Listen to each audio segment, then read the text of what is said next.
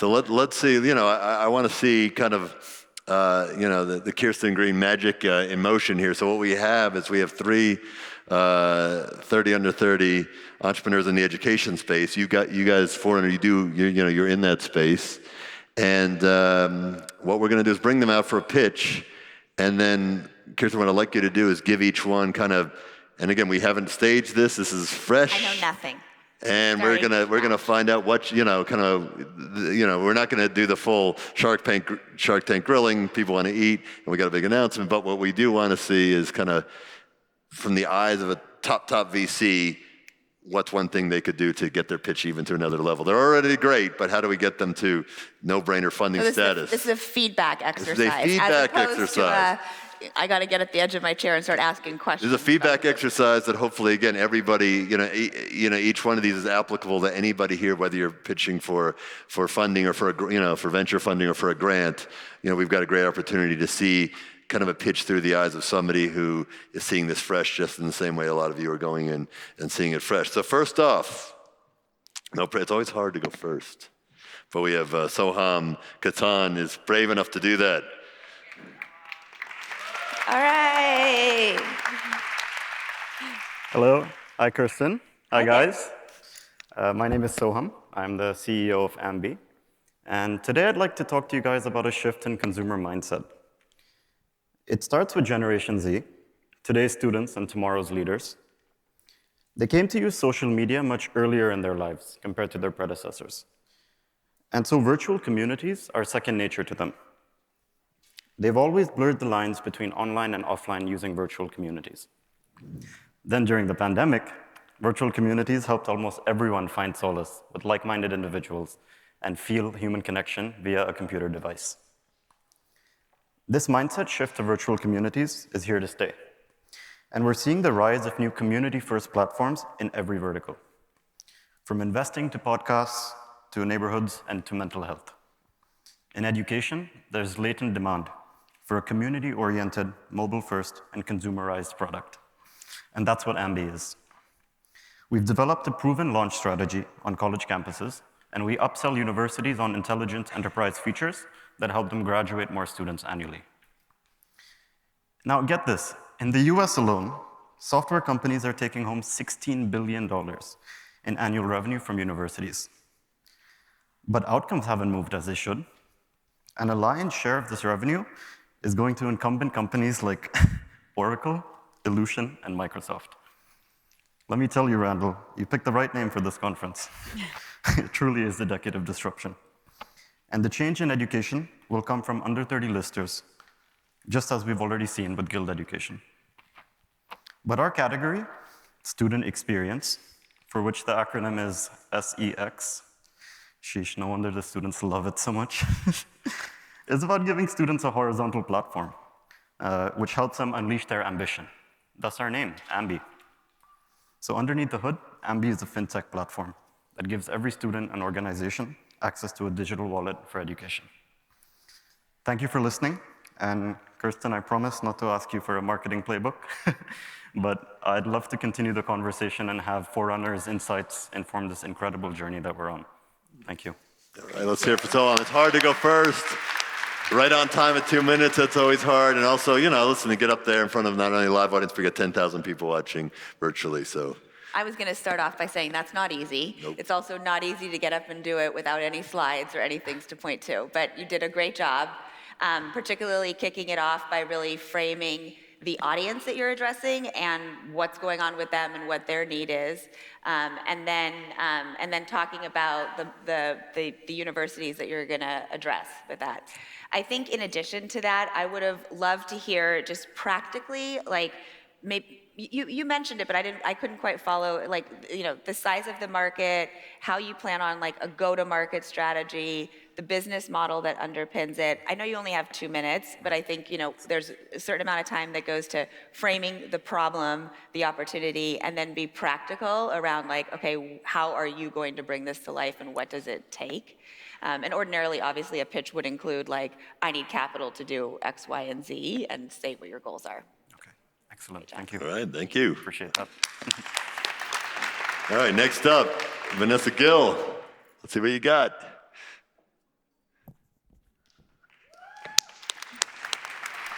Hello.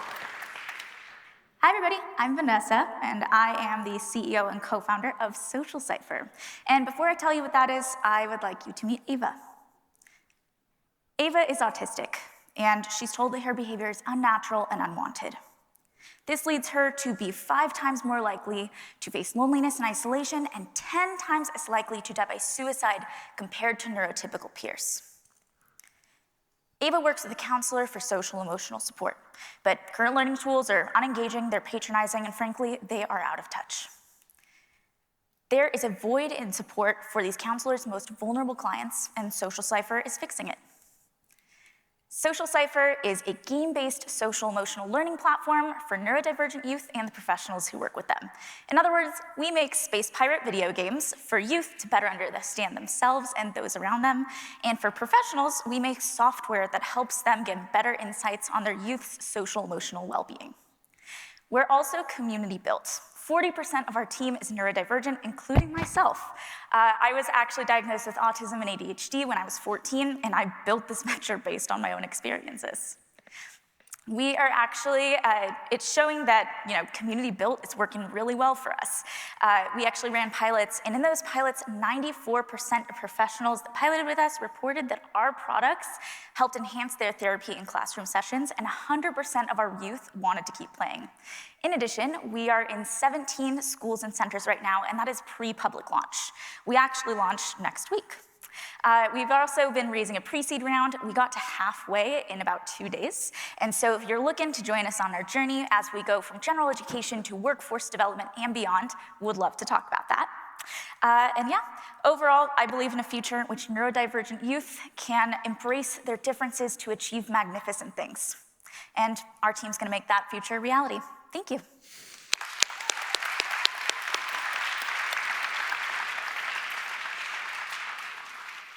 That was really excellent. Great job. I didn't know if you could have visuals or not, but it was obviously helpful to have the couple of slides to track the conversation. But to do it in 2 minutes, usually you see slides and it's going to take a half hour. Do it in 2 minutes that didn't feel incredibly rushed and frenetic too. So that was very good. And I think you did a great job of sort of, introducing yourself as part of like what motivated you to start the business, to frame the problem, and to introduce the product. I guess my one piece of feedback that I felt like would be helpful to add is like, how will you measure the benefit of the product, right? Yeah. So I'm now really interested in like, oh, this is something that could help my child.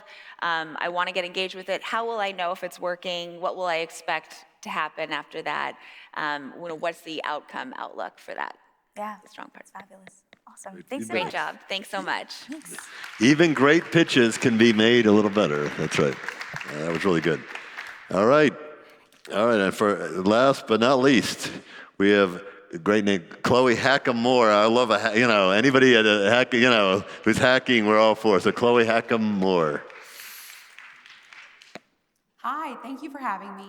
My name is Chloe Hackham-Moore, and I am the founder of Next Memphis. And today, I'm here to tell you about how childcare is the most underestimated and misunderstood workforce intervention.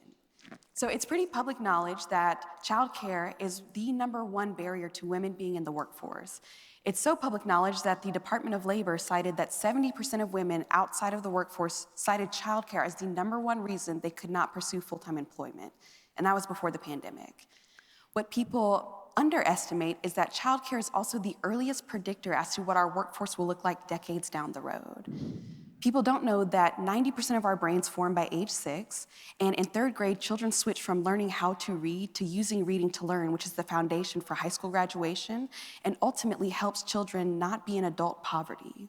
And so when you have such important critical years that go overlooked, you have an industry where childcare is not suited to let women currently participate in the workforce and also build children to participate in the knowledge economy we know is coming. Conventional approaches have looked like additional professional development or providing new schools when there are hundreds of thousands of schools ready to be equipped to rise to the challenge. So that's where Next Memphis comes in.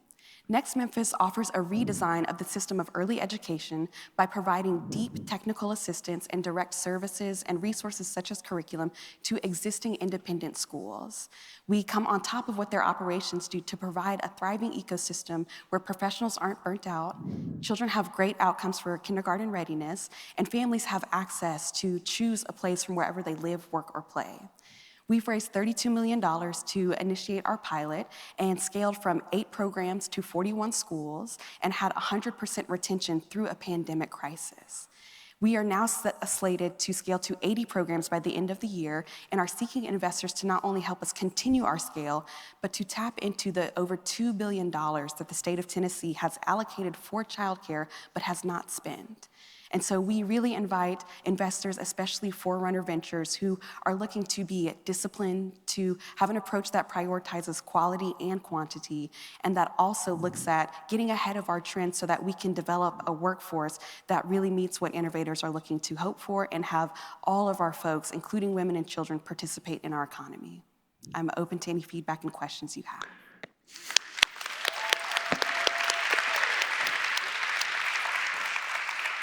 That was really impressive, all the way around. You demonstrated, clear command over the market that you're operating in, and really built confidence with how you presented the problem and the challenge, and really how you talked about what the opportunity is to address it and what the impact can be from that. And then take it all the way through to say what successes you've already had so far, to get people excited about the potential for more of that, and then to say what you're gonna do with any investment that comes in, to continue to push the agenda forward.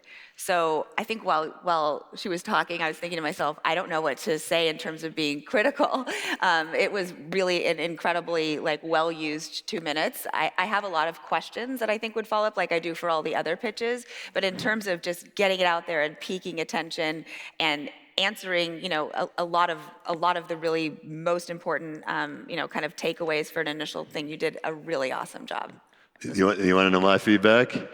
You should hit Kirsten up backstage for some dough here. So I did see her backstage, but I did not know she was pitching in this session. So thank you, Chloe, and amazing job. And Kirsten, I got to give you credit because you came in blind, and to be able to give that feedback, Shark Tank, if they're looking for a new judge, I'm going to put you forward. We know Damon John, so maybe we'll make a call on that.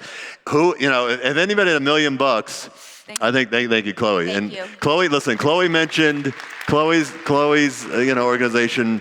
They're taking advantage of the pandemic to solve problems. That's the opportunity so many businesses have. It's in the education space, it's vital. That's a really good point too, which I didn't bring up then too, but I think that's a really good point. So that's the point we're going to